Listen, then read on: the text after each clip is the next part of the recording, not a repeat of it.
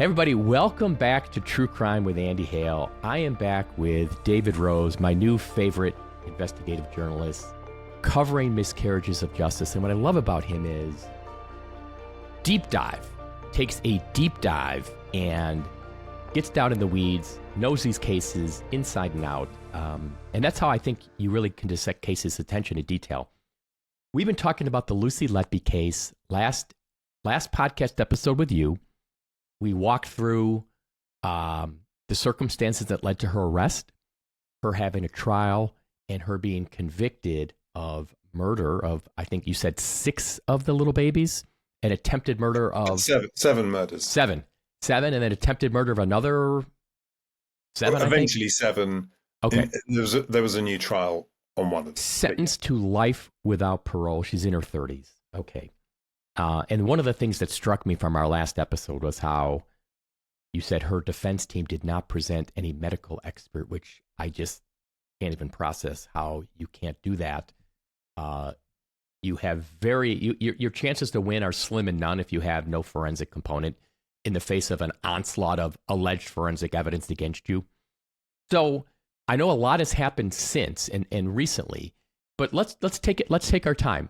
What kind of happens? How does momentum start to build for her after the case? You know, she's sentenced, she goes to prison, and you know that oftentimes for most people that's it. You know, they have an appeal, but that's a tough road to hoe. So what's the first little movement that happens in the case? Well, I've never known a case like this in this sense, because as you would expect, when she was convicted, when she gets all these life without parole sentences, you know, at first the media goes bananas, and it's, you know, she is the face of evil, the witch, the serial killer monster. Serial killer. Let me pause there. There is nothing worse. I don't even know if you were writing a screenplay, and I've talked about this, you and I, and we wanted to make, like, what's the most evil thing we could accuse somebody of? Serial killer would probably be at the top of the list. And a serial killer of little babies? Yeah. Can we come up with a character more evil than this? Little babies that are in need of care? It's like the worst thing you could be accused of. Yeah. What happened in this case was there was that initial completely expected outpouring of very negative publicity. But quite soon, a number of individuals began to have doubts and to express doubts. And they began people like what kind of people? Just John Q. Public or medical people or what? Some of them are medical people. Some of them were statisticians. Some of them started writing blogs. You know, they sort of began to find each other through the internet. Now, for example, there's a guy who I actually have known for many years called Steve Phelps. Now, Steve Phelps used to be the producer of a BBC TV series called Rough Justice. And Rough Justice was a very high quality show that only came out with 2 or 3 shows a year. I love that name, Rough Justice. It migrated to Channel 4, where it was then called Trial and Error. But the thing was, it was a show that existed to investigate miscarriages of justice. Now, Steve had retired, but he was very concerned about the Letby case, and he began to sort of reach out to people. And little by little, this sort of team of people began to coalesce around Lucy Letby. There was a statistician called Peter Elston, who, you know, had a pretty high-powered job in finance in which he used his very advanced statistical skills. And he had retired, and he was troubled by this. And he started reaching out to other people. There were, a number of doctors. There's one doctor called Svelena Dimitrova, who is herself a highly skilled pediatrician who works at a hospital in Brighton and has obviously very detailed knowledge of the kinds of things that babies with these conditions go through. And she had been very struck by what she thought was the poor quality of the medical evidence given at the trial. So people began to express doubts. There was also a guy called John Sweeney, a former colleague of mine at the Observer newspaper, and he's done a number of extremely good podcasts looking at aspects of this case. There was just this sense of uneasiness. You know, we had given this woman this ultimate punishment, and yet the evidence always seemed so thin. It just didn't feel right? Like it was just unsettling. Yeah. So stuff was out there coming out onto the internet, but at this point, not in the mainstream media in the UK. And the reason for that was that on this case of baby K, the jury had not been able to agree when they delivered their verdicts in 2023. So there was going to be a new trial on just this one charge of attempted murder, baby K.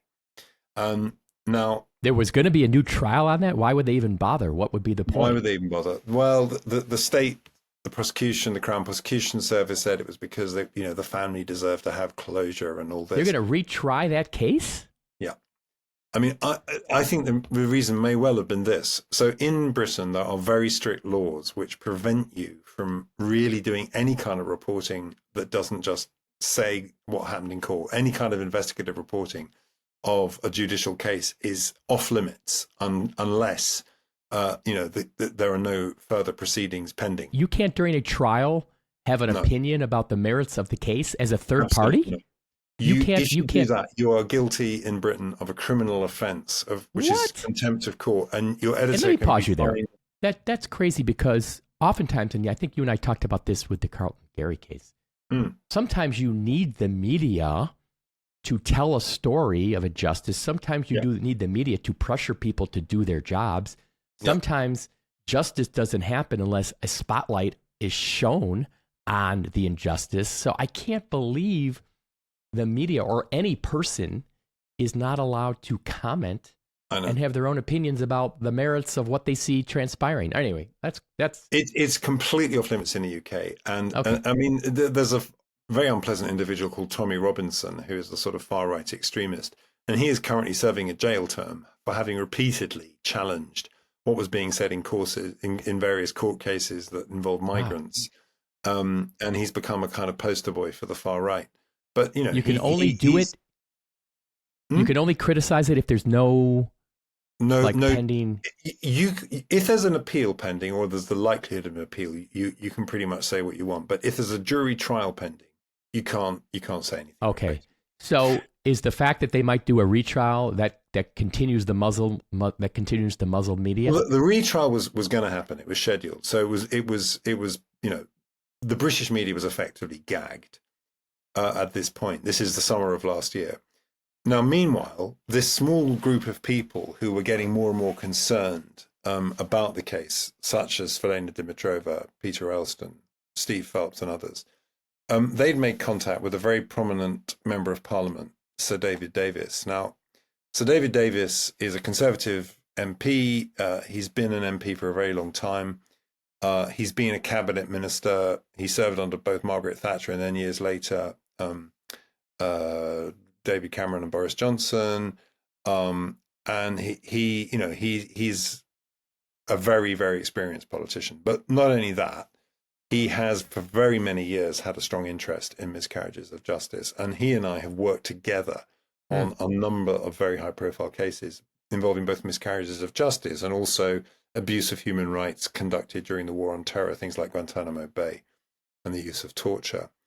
And he contacted me in the summer of last year saying, David, you need to get involved in this Lucy Letby case. You have a lot of experience here. This is one of the worst cases, or maybe the worst case I've ever come across. Had you been following the case up to that point?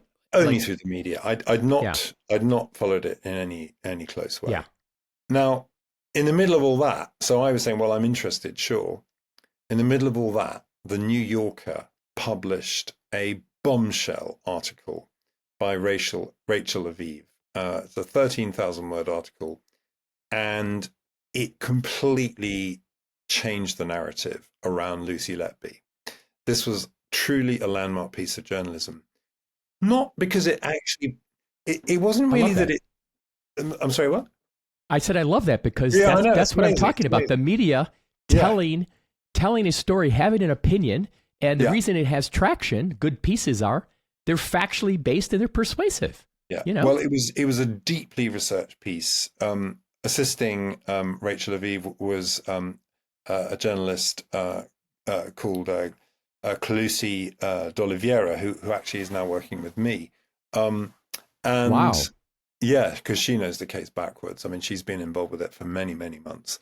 And the thing was, this article it wasn't that it produced any kind of new revelations as such, or nothing tremendously dramatic, but it just in telling the story in a way that made clear how weak the case against Lucy Letby was. I got to go back and read that. Oh, it's essential reading. But here's the thing. So this was published in America. And you can buy the New Yorker on paper in Britain, and it had been distributed by this point. So, I was able to get a copy. But online, the British government took steps to make sure that this article could not be accessed online in the United Kingdom. And it still can't be. What? And that was because this new trial on the case of Baby K was still about to happen. So, and that's why they brought that case. Don't give me this stuff. Oh, the family needed the justice. Yeah, exactly. It was to make people. It was to gag people at a time. Yeah. Exactly. So anyway, eventually the Baby K trial did take place in the summer of last year. It was a fairly short. They actually had the trial? Oh, they did, absolutely. Yes. Oh, what happened? She was found guilty and again sentenced to life without parole for attempting to murder Baby K. Wow. She also applied. Let me pause you though. Hold on.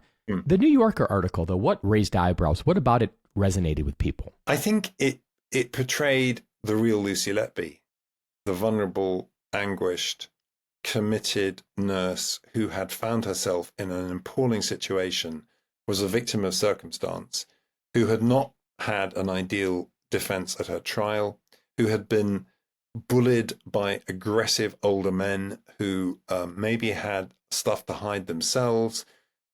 But above all, it just questioned aspects of the evidence. And, it made you think, you would really sentence someone to life without parole on the basis of what really was nothing more than a suspicion. I mean, the way the case ended up being presented by the prosecution was that if you could not explain a death by saying it's definitely this, then it's unexplained. And if it's unexplained, then it must be suspicious. And if Lucy Letby happened to have been on duty when this baby died or shortly before, then if it's an unexplained death, it must be down to Lucy Letby. So let's try and find a reason or a method how she could have killed this child. And that sort of comes out of the New Yorker piece.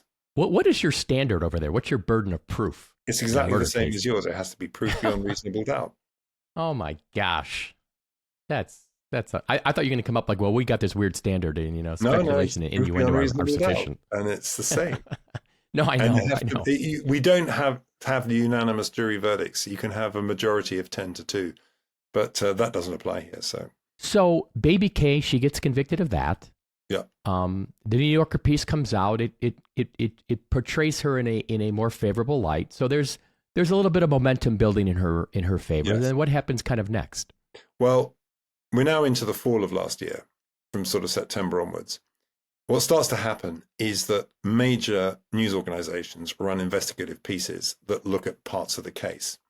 So The Guardian did some very good reporting on Dowie Evans, looking at previous cases where he had been acting in a questionable manner, but it also focused on an extraordinary event during the trial. Now, I've never come across anything like this at all, but midway through the trial in January 2024, when this prosecution expert, Dowie Evans, was still on the stand, well, he was being called to the stand on... Dowie Evans, still my favorite name. Go ahead. Still my favorite He was character. still very much in the frame. In the middle of all this, a very senior judge, Lord Justice Jackson, who is one of the judges of the Court of Appeal in London, so that's just one level below the Supreme Court, he writes to the judge who is trying the Lucy Letby case, Mr. Justice Gose, and he says, I have to tell you that Dowie Evans recently gave evidence in a case in my court. I found his evidence, and this is the word he used, worthless. Oh. He said that in his view, Dowie Evans had basically made up evidence to suit what his client wanted, and it had no basis. Wow. Now, yes. Now, what happened then was that people started looking at other cases in which Dowie Evans had given evidence, and a number of troubling incidents from his career had started to come to light. And let me pause for people. I'm hoping anybody who is listening to this episode probably has listened to the prior episode, the part 1 of this. But Dowie Evans, just to recap, you had told me injected himself into this case, like volunteered to the police, like, hey, let me help you, right? This sounds like my kind of case, is what he said. This sounds like my kind of case. Boy. Yeah. Amazing. No red flags there. Oh, no. Goodness. And you know what the police thought? This sounds like my kind of guy. Yes. They had the same feeling. Exactly. This sounds like my kind of guy. A match They made in thought it was heaven. a lucky day. Yeah. Let's have beers. We found our guy. Fantastic. So there's this now, Dowie Evans is a little bit under the microscope. Okay. Yes. So now how do things continue to play out? Because we're in the fall of last year. Wow, we're getting pretty close to the present. Here we are. And it's all been happening. So Sir David Davis MP, my friend, my by far my closest friend in politics, he made a couple of speeches in the House of Commons at this time, which, cast doubt on the case. But then the next bombshell came in December. Now, by this time, a new lawyer had taken up the reins, a man called Mark MacDonald, who has a long background in high-profile miscarriage of justice cases. And he would have been nice to have him involved day one, but go ahead. Well, yeah, it might have been. Yeah. So he had started, talking to some of these experts who'd volunteered their services. Oh, talking to medical experts. That's a great idea. Yes. Wow. That's a novel concept. Go ahead. Well, in December, he called a press conference. And at this press conference, he said that medical reports, which 2 experts he had commissioned, cast great doubt on the case advanced in the prosecution case. One was baby O, one was baby P, I think it was. No, was it baby O, baby C? Baby O is the important one. And then, let me pause you. And if you cast doubts on 2 of the 7, the prosecution's theory, it's a serial killer. Yes. All these babies got murdered. So if you can show 1 or 2 didn't get murdered, that's huge. That's huge. It is indeed. Yeah. So he has this press conference. So that got a lot of coverage. And then David Davis followed this up in January with just January of 2025. Yes, 2 months ago. Wow. Yeah, it was early January. So he made a speech. There's a mechanism by which MPs can move the adjournment. So when the House of Commons gets to the end of its proceedings for the day, with the permission of the Speaker, an MP can make a speech on the adjournment on any subject. And so he used this to look at more detail of these 2 reports of 2 of the babies who had died, 2 of the reports assembled by the new experts. And they were extraordinary. So in the case of baby O, it transpired that according to the expert analysis provided by 2 of these doctors, Slavena Dimitrova and Neil Aiton, both consultant pediatrician, very, very senior physicians, they had concluded that the most likely cause of death of baby O was not anything that Lucy Letby might or might not have done, but the fact that while treating baby O, Stephen Breary, the doctor who was in fact the head of the unit where she worked, had inadvertently stabbed the baby in the liver. Oh my gosh. There was pressure in the child's abdomen, which he wanted to relieve. So he stuck a thick needle into the child's abdomen in the wrong place and perforated the liver. And the child then bled copiously. Indeed, I have recently, since that emerged, obtained the coroner's notes, which had previously not been disclosed, when the coroner and the pathologists were looking at this child's death after the post-mortem autopsy. And the cause of death is given, one of the causes of death is given as essentially bleeding out from a wound to the liver. Wow. Yes. In the case of the other baby that David Davis highlighted, one of the other doctors in the unit, Ravi Jayaram, the guy who, as we discussed in the first episode of this podcast. These are the same doctors, by the way, that started pointing the finger early on at Lucy Letby. Exactly. Right? We're talking about the same guys. Ravi Jairam, the guy who had been most assiduous in trying to, as he put it, pique the cops' interest. Yeah. He had inadvertently put a breathing tube into a baby in the wrong place and punctured the baby's lung. What? Whoa! I mean, that seems pretty. Breathing tube in the wrong place seems like something you or I might do, but I don't know about that.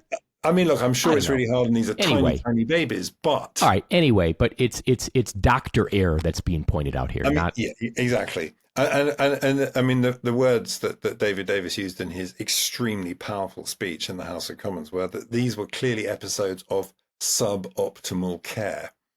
Well, yeah, that's about the most polite way you can put it. I would say the doctor's fucked up. Okay. Yeah. But even that was, more has happened since. So in early February, I was able to publish an investigative report on Unheard, which looked again at Dr. Dowie Evans, this key prosecution expert. Now, Dr. Dowie Evans, he'd drawn up this chart, and he had helped them draw up this chart, which was shown to the jury. It lists all these different occurrences when he says suspicious things took place, which either led to a baby collapsing unexpectedly or dying. And the common factor is that in each and every of these occurrences, 24, I think there were, Lucy Letby is present. But what I managed to get hold of were the records of the meeting kept by the police in October 2017, when Dowie Evans presented his findings on the 28 cases that they had asked him to look at the previous summer. He'd had 3 or 4 months to look at these cases. He met the police to discuss them for 2 days. Now, in this initial list, he listed 28 suspicious occurrences. Some of them involved children who never figured on the indictment against Lucy Letby, offences, incidents with which she never faced charges. But most of them did relate to the cases where she ended up being charged and convicted of murder or attempted murder. But here's the thing. Of the 28 suspicious incidents that he identified to the police, and he went into some detail, he's saying exactly what he thinks has happened. Hand over the face to stop breathing, dislodging a tube deliberately, injecting air.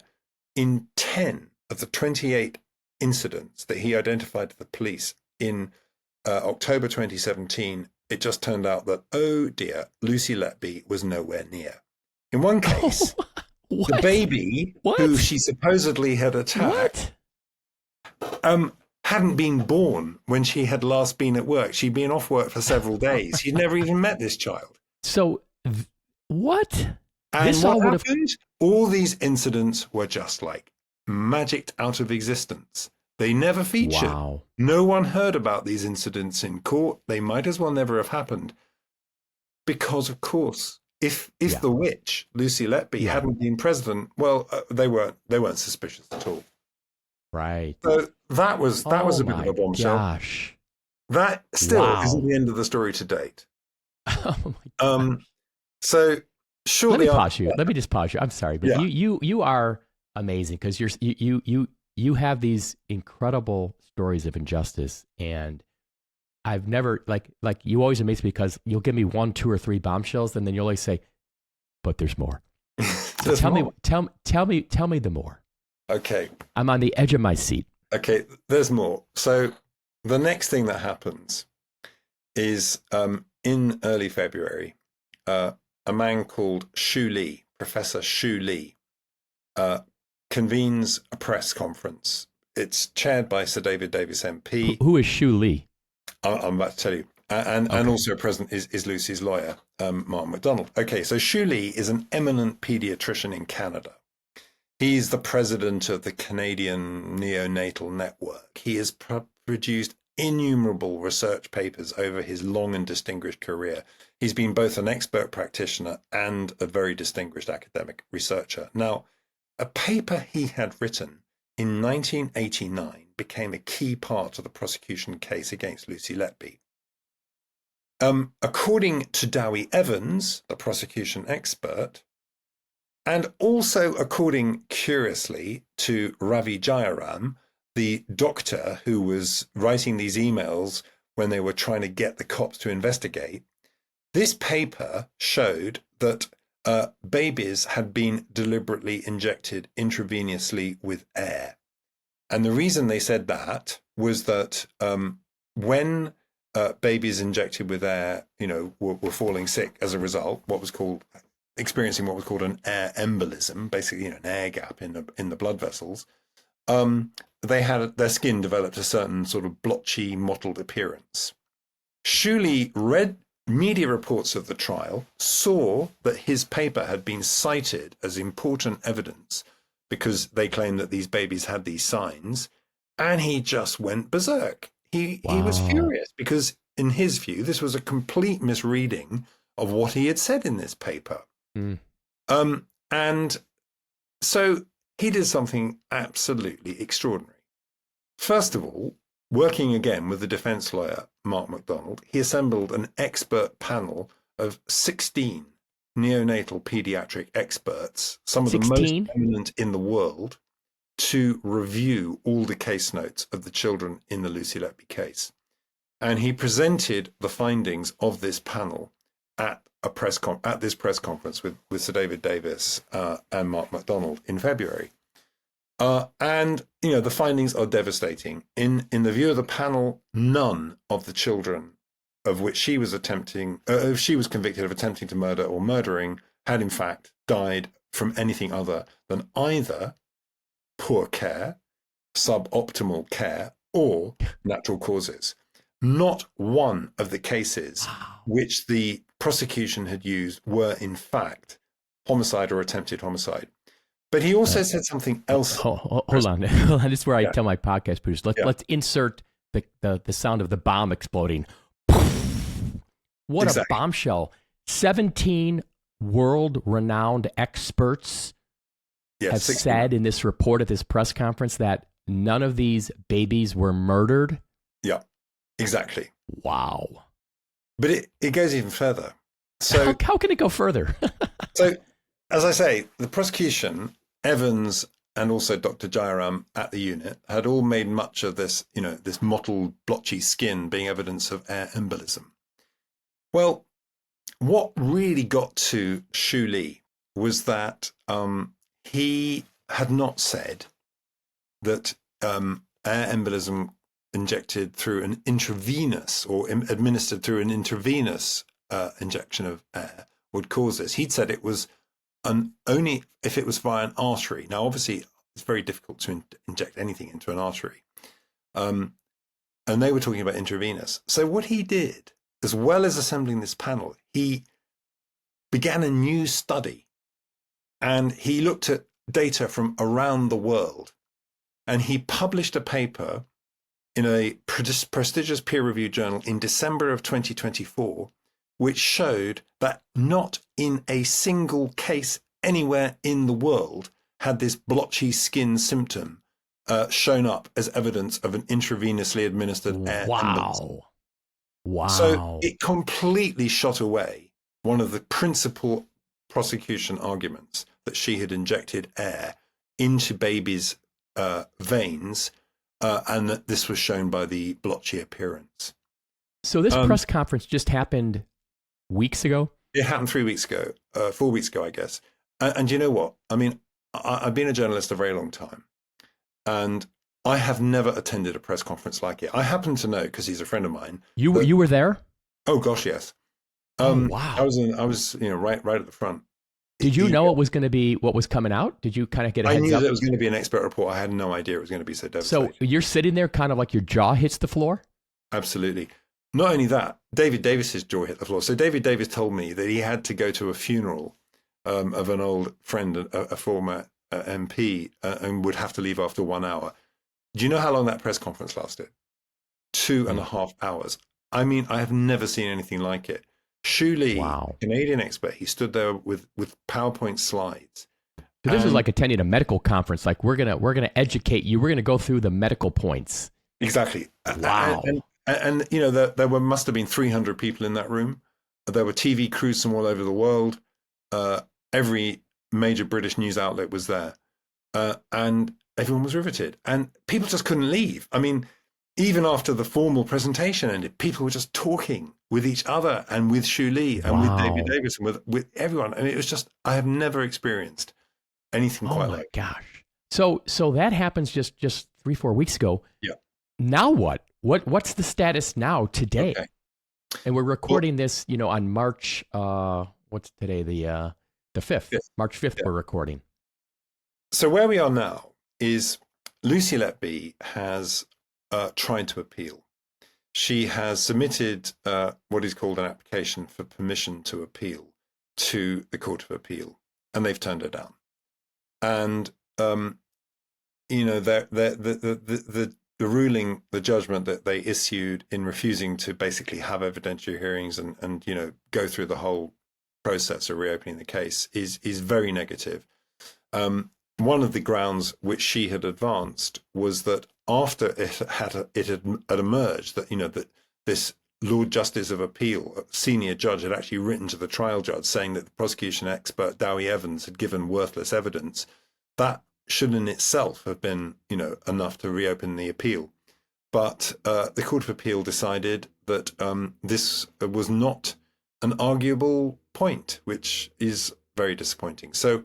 Well, that was all done before this press conference, though, right? Is there going to be some kind of going to be new attempts to? Okay, so there are big differences when you get to this point. Effectively this is the same in America as trying a direct appeal. You lose your direct appeal in America. You then can still do a number of things. You can file a habeas corpus petition. You might go to the Supreme Court and get cert and get an order to reopen the case or even order a new trial. But in the UK, the way it works, and has done since the mid-1990s, is you can't really go back to court. It's almost impossible to go back to the Court of Appeal and ask them to reverse their earlier decision, unless it's on a very narrow kind of procedural basis.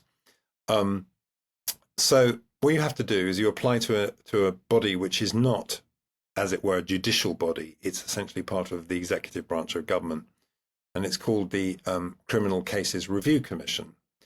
And so the Criminal Cases Review Commission has investigators, it has commissioners who are the people who make the decisions, and they have the power to send the case back to the Court of Appeal if they think that there is, and this is the test they have to apply, if there is a realistic possibility that the Court of Appeal might reverse the convictions and either grant a new trial or just quash the whole case and free the defendant, then they can do that. Now, the CCRC, as it's called, it's been in existence, as I say, since about 1997. It's completely overwhelmed by the volume of work that it gets.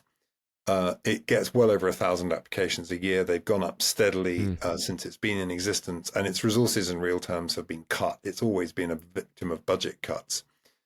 So often it takes an incredibly long time to reach a decision. There was recently a case, very high-profile case, in which a man called Andy Malkinson was set free after an appeal, where he was able to show that a DNA test had proved that he couldn't have committed the rape for which he was convicted. It took 17 years for that to happen. But my goodness. Yeah, but the CCRC had that case for over 10 years. And it took them 10 years to order the DNA test. That could have been. Let me pause you here, though. But you're talking about the obstacles that you have in court to get some kind of post-conviction review. The government, the prosecutor's office can't they just drop the case if they want? You don't have to go to courts. I mean, you don't have to. Not in quite the same way as you could in America. No. I mean, if the prosecution decided the Crown Prosecution Service, as it would be, if it decided that it wanted to see the case quashed, it could write to the CCRC saying we would like to see this case back in the appeal court, and we that would will carry some weight, I would think. Yeah, I mean, it would carry huge weight. And there have been cases where something like that's happened. I mean, one of the biggest cases I was involved with as a young reporter was a case of 4 men who were convicted of bombing pubs in Guildford in southern England. In fact, 3 men and 1 woman who were supposedly IRA terrorists. And, the case was a mess. But eventually, new evidence did come to light, and the state offered no resistance. The prosecution said, "Is that a possibility here that the state could say, you know what, the state's going to ignore that panel of 17 experts, I think it will put their head in the sand and be like, we don't care"? I think I would be amazed at this stage if the prosecution did that. I mean, this is where you need the public swelling of outrage and the media telling the story and calling for justice. That's when you need like the ground swelling of support. Yeah, exactly right. I mean, how can that press conference not have just cratered the entire prosecution and conviction? Well, it undoubtedly had a massive impact. I mean, and my own story, on Unheard, showing that, originally the prosecution expert had identified all these suspicious occurrences when Lucy Letby couldn't have been part of it. That had an impact too. It got, a lot of readers. So I think public consciousness has shifted substantially, and quite a lot of well-known people have come out making statements supporting Lucy Letby. I mean, one of them is a man called Ken MacDonald, who's a member of the House of Lords, so he's Lord Ken MacDonald. He's a former director of public prosecutions, that is to say, the head of the Crown Prosecution Service. And so for him to say that is a big deal. And, Keir Starmer, the Prime Minister, he is a former director of public prosecutions. Now, he said nothing to indicate that he would support such a thing. But, this is a government that I think does take law and justice seriously. But there is one big problem with getting this case back into the Court of Appeal. One big problem. What is that? Well, the big problem is this, that, we come back to Lucy Letby's defense. As we've already commented on in part 1 of this podcast, it was remarkable that they didn't call an expert. Yeah, I think I know what you're going to say. Go ahead. I think I know what you're going to say. Go ahead. It was a small town solicitor who was instructing, a barrister who maybe didn't have quite enough experience, strategically got things wrong in this case. The problem is that the Court of Appeal often says, well, you could have done all this stuff. Exactly. Yeah. The medical experts, okay, my expert's better than your expert. Well, we didn't hear from these experts at the trial, so it's too late. Yeah. And the other thing they can say is, well, if you look at things like, the evidence that I showed, that what Dowie Evans had first told the cops, well, that evidence was there. It was in statements that were part. This is what I was afraid of, because what that expert panel, that 17 experts, what they did, it's not technically new evidence, because anybody, they could have done that back at the time of the trial. They could have done it before the trial. You could have got those expert opinions, previously. And it doesn't satisfy, most likely, the technical requirements for a post-conviction review. But that's where I go back to, let's put the courts aside. Let's take the case. We don't have to stay. The conversation doesn't have to be what are the hurdles in court. The conversation is what is justice, what is right, what is equitable, what is fair. And the prosecution and we would call it the state here. I don't know what you would call it over there. The state can relook at the case and say, you know what? We got it wrong. We got it wrong. We're sorry. We now agree with this new panel of experts, this forensic report. This conviction cannot stand, and we're going to vacate it without going to the courts. I mean, that's over here. That's what happens sometimes. I mean, it's still a fight because, state's attorney's office never want to admit they screwed up. Yeah. But if it's a compelling case where that justice was not served and this woman should not be in prison and should never have been convicted and didn't kill any babies and is not a serial killer, then the state and the prosecution needs to do the right thing and do everything in their power to get that conviction unwound. Whatever you have to do over there to do it. That's a tragedy. Yeah, that's what I think too. And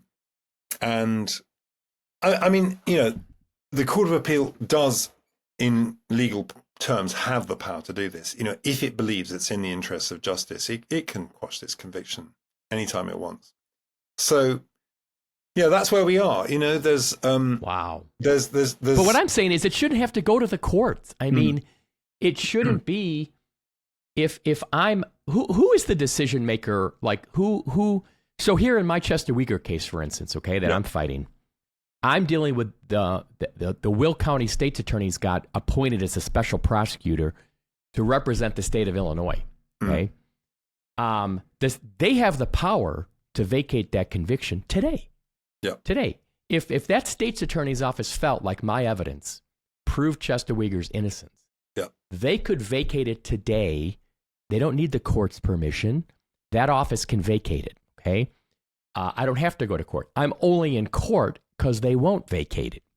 So who over there would be the equivalent of a prosecutor's office who could say, we don't have faith in this conviction. It's not based on proper science. We want to vacate it. I don't. Is anybody? You just can't do that here. The only thing that can happen is if, the Crown Prosecution Service, it would have to be probably the Director of Public Prosecutions, but also maybe the Attorney General could ask the Court of Appeal to quash the conviction. They could ask the Criminal Cases Review Commission to put the case back into the Court of Appeal. And that's what needs to happen. Yeah. That's what needs to happen. And that's where the pressure should come. There should be a campaign to get those bodies to do exactly that, to do their job, to consider the new, credible, powerful forensic evidence, and to do the right thing. Yeah. I mean, to argue some hyper technicality that we haven't satisfied the standards, blah, blah, blah, blah, blah, blah, blah, when if it looks like from that expert panel of 17 people, forensically this case cannot stand, then at the very least, I think you got to say, if you're not even willing to go so far as to say she should be released, okay, say let's have a round two. Yeah. Let's let this be presented with this forensic evidence. Is that not fair and just? Sure. Because this lady's going to die in prison, going to spend half a century in prison and die there, potentially for something she didn't do. Exactly. I mean, I think we're a very long way from that for this reason. So while there's a lot of journalists, some very experienced senior journalists who are now very much of the same mind as you and me on this, there are still kind of cheerleaders for the prosecution. The BBC, which is obviously a hugely important media outlet in the UK, has been extremely anti-Lucy Letby. The reporter who covered this trial for them, their northern correspondent, Judith Moritz, is a die-hard believer in Lucy Letby's guilt. And there are others. And the other issue here is, something which I have to say disgusted me. One thing we've not talked about very much is something that Shu Lee in this report by the experts said very emphatically, was that, it wasn't just that there were doctors who were guilty of poor care, but also there was evidence that the unit in the hospital was, of a very poor standard. I mean, at one stage, there was a kind of superbug infection running rampant on this unit because the cleaning standards weren't good enough.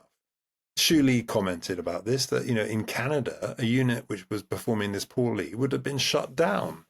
But the trouble is this. So there, and by the way, we've had other scandals in the UK where other hospitals have shown large increases, spikes in deaths of young children.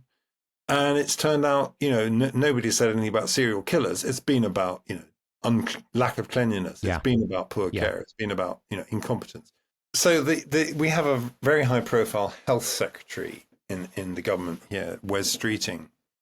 And Wes Streeting was on a popular talk show a couple of weeks ago, answering questions partly from the public, partly from the talk show host, and he was asked, well, what about the Lucy Letby case? There's mounting evidence about, poor care, crisis at the hospital, lack of resources, and so on.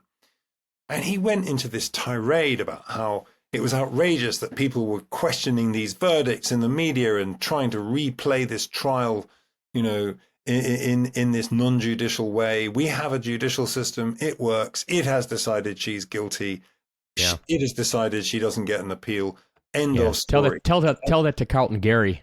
Yeah, exactly. And this was, very disappointing, frankly, because, this is a Labour government. It's supposedly a progressive left-wing liberal government. And here is this guy basically saying, the courts don't get it wrong. Well, as you and I know only too well they do. Well, and I think here, to me, I didn't see the press conference. You were there. It sounds powerful. It sounds similar to me. Obviously, it's not as definitive as a DNA result, but I say it's akin to a DNA result in that, let's just say, in the Lucy Letby case, what came out was something a little bit different. We now collected DNA from each of the babies' necks, and it was from a unknown male profile who didn't work in the hospital. Okay, and there's no explanation for why this person's DNA would be on there unless they were doing something nefarious with these little babies. Or we even tied it, let's take it one step further. We tied it into some, crazy serial killer person. You mean to tell me that nothing would happen? The government would just say, well, she had her trial. Sorry we didn't learn about that forensic evidence at the trial, but that's our justice system. I think if something that definitive did happen, I think that would be a very difficult position to defend. I mean, the good thing is that Wes Streeting has no role whatsoever in the case. He is not in any kind of department that has any connection with the courts or the legal system. Nevertheless, but I think there is that strength. I think from what you described, I mean, it does sound indefensible to me. It sounds like you'd have to really, really do some gymnastics, some mental and forensic gymnastics to make an argument that she actually is a serial killer and killed all these little babies. Yeah. You've got these 17 experts compared to Dowie Evans. Yeah. I don't know. It sounds like a colossal injustice, what you've described. The case better than me. I'm impressed with your integrity and your investigative reporting skills. I just hope that she gets further examination of her case. I hope that she gets a court of appeal to re-examine the case. She deserves that. So where do we go from here? We wait? Well, so the CCRC has, the Criminal Cases Review Commission, which has the power to send the case back to the Court of Appeal. It was very stung by the criticisms that flowed after this Andy Malkinson case, the guy who was exonerated after 17 years of rape on a DNA test. And I think it's keen to try and show that it takes these cases very seriously and is trying to do the right thing. So, interestingly, even before Lucy Letby's new lawyer, Mark MacDonald, actually submitted a formal application, they contacted him saying, we want to look at this case. We've already appointed a team and we want to read through the case papers. So I think they are taking it seriously. That's promising. It is promising. Yeah. But on the other hand, it's going to take at least a year. I think that would be a very optimistic time frame. And of course, we don't know that they will, in fact, take what I believe to be the right decision. So, it's going to be a protracted process. But I do also think that, investigative reporting and trying to, influence public opinion will play an important role. Yeah. It's vital to educate, it's vital to advocate, and it's vital to shine a light on cases of injustice that people might not be aware of. And think about the cases out there. This is what I think about. Lucy Letby was such a well-known case because there were so many babies died. Yeah. But think of all the cases out there where it's one murder, It's a murder of somebody that's insignificant. It's a case nobody cares about as a society. And so there's not any journalistic resources given to that case, and there's no reason to re-examine it. There could be somebody out there who didn't have forensic evidence presented in their defense that they could have. They had a poor lawyer, and they got convicted of a crime, and it's not on anybody's radar screen because it's in a little town, in a little place, and nobody cares about it. And they shut the cell bars, they turn out the lights, and the case dies. Yep. She's just lucky that it was such a high profile case that it is getting so much attention that it can be examined and there's interest in it. So I'm encouraged that the CCRC did I say that right? CCRC? Yeah. I'm encouraged that the CCRC has indicated a willingness to take a look at things, to re-examine things. Let's hope it continues to go down that path. Let's take a look. Let's make sure we got it right. Let's get into it. So, David Rose, thank you so much. I could talk to you for days and days and days. Let's come back on here if there's a development. Yeah. We'll see where things go. It sounds like it's going to take some time, but I'll fasten my seatbelt and I'll get ready. I'll be here. When you're ready with an update, we'll get back on here. We could talk about it. Thank you. Thanks so much. It was great talking to you. And thank you, everybody, for tuning in to another episode of True Crime with Andy Hale.